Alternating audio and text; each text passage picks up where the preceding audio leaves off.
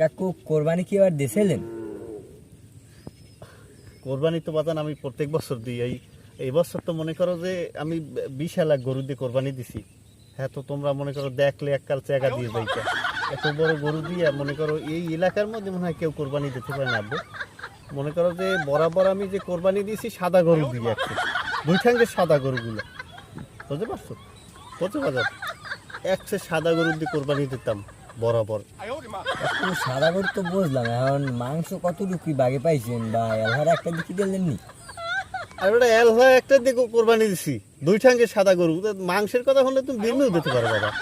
মাংস তো মনে করো যে সব মিলাইয়ে চামড়া চামড়া পাক চামড়া যদি লইতাম, মনে করো যে প্রায় 1.5 কেজি তো হইতি। হ্যাঁ, দিয়ে মনে করো যে দাওয়াত দাওয়াত করি, মনে করো মানুষজন খাওয়াইয়ে এরপর গোস্ত ওপরেও থাকতে, এরপর ফ্রিজজাত করি মনে করো আমি টানা 3-4 মাস খাইয়ে লাইতাম। কাকু গরু যা বইতেছেন, কিন্তু ঠ্যাং দুইটা পাক চামড়া এগুলো আইলি কোন মধ্যে? গরু তো পাক খায় না, দুই ঠ্যাং খায় না। বাজান মনে হয় এখনো বলতে পারে নাই। তোমার কি দাঁত ফালাইছো? দাঁত তো হারাইছি, দাঁত সব। মুসলমানি করাইছো?